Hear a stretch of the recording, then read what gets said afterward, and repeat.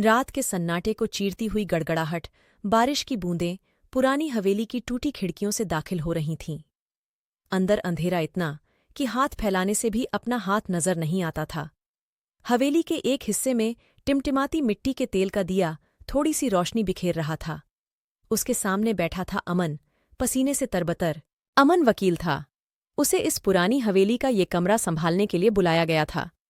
ये हवेली सालों से बंद थी और अब इसके मालिक इसे बेचना चाहते थे। लेकिन एक अजीब सी शर्त थी। जो भी वकील रात भर इस कमरे में गुजारेगा, उसे अच्छी खासी रकम दी जाएगी। अमन पैसों के लालच में आ गया था। कुछ देर बाद अचानक हवेली के किसी कोने से एक खटपट की आवाज आई। अमन चौंक गया। उसकी सांसें तेज हो गईं। उसने इधर उधर देखा, लेकिन अंधेरे में कुछ भी नजर नहीं आया। फिर वही आवाज, और थोड़ी तेज। अब अमन को यकीन हो गया कि हवेली में और कोई है। धीरे धीरे वह उठा और दिए की रोशनी में कमरे का निरीक्षण करने लगा। कमरे में पुराने फर्नीचर के अलावा दीवार पर एक बड़ा सा पर्दा लगा हुआ था। पर्दे के पीछे क्या था, ये अमन नहीं जानता था। उसी वक्त पर्दे के पीछे से एक ठंडी हवा का झोंका आया और अमन को लगा कि उसने किसी के फुसफुसाने की आवाज सुनी। अब अमन का डर और बढ़ गया। वह भागना चाहता था, लेकिन पैसों का लालच उसे रोक रहा था। उसने सोचा, थोड़ा और ठहरता हूं, सुबह होते ही निकल लूंगा। इसी बीच कमरे में रखी हुई एक पुरानी घड़ी ने 11 बजना बताया। 11 बजे के बाद अजीब सी सन्नाटा छा गया। कुछ देर बाद अचानक पर्दे के पीछे से एक धीमी रोशनी निकलने लगी। रोशनी हल्की नीली थी और धीरे धीरे तेज होती जा रही थी। अमन घबराकर पीछे हटा। तभी पर्दे के पीछे से एक आवाज गूंजी। कौन है वहां? आवाज भयानक थी। वह एक औरत की आवाज थी, जो मानो किसी गहरे गम में डूबी हो।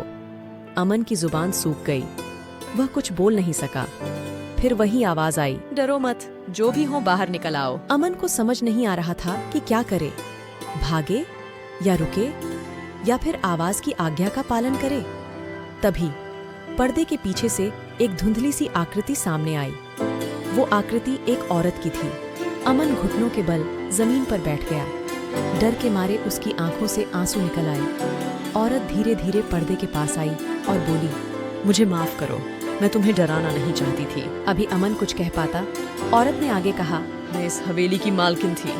मेरी मौत इसी कमरे में हुई थी। अमन घुटनों के बल बैठा हुआ कांप रहा था। सामने खड़ी औरत की आवाज भले ही डरावनी थी, लेकिन उसके शब्दों में एक गहरा दुख भी झलक रहा था।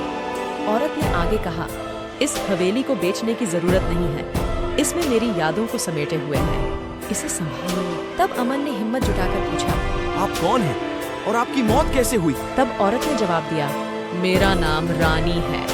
सालों पहले मेरे पति की इसी हवेली में किसी ने हत्या कर दी थी। पुलिस कभी भी अपराधी को नहीं ढूंढ पाई। उसी गम में मेरी भी इसी कमरे में मौत हो गई। अमन को उस औरत की बात सुनकर सहानुभूति आ गई।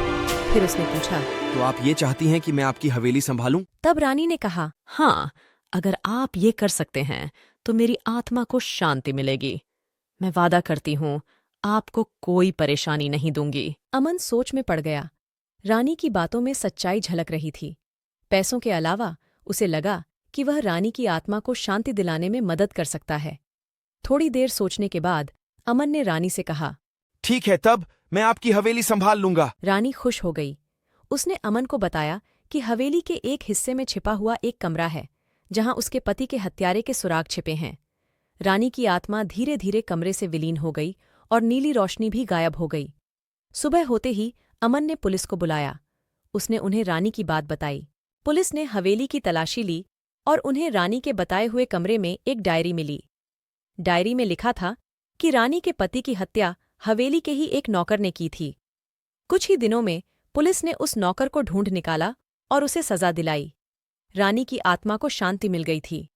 अमन ने हवेली को संभाल लिया और उसे एक हेरिटेज होटल में बदल दिया। आज भी कभी कभी रात में उस होटल में ठहरने वाले मेहमानों को हल्की नीली रोशनी दिखाई देती है। माना जाता है कि वो रानी की आत्मा है, जो होटल के मेहमानों का स्वागत कर रही है। दोस्तों, तो ये कहानी थी भूतिया दरवाजे की, जिसके पीछे छिपा था एक अधूरा प्यार और एक भयानक सच। दोस्तों, अगर आपको ये कहानी पसंद आई है तो लाइक और कमेंट करना ना भूलें। साथ ही अगली कहानी के लिए बेल आइकॉन जरूर दबाएं।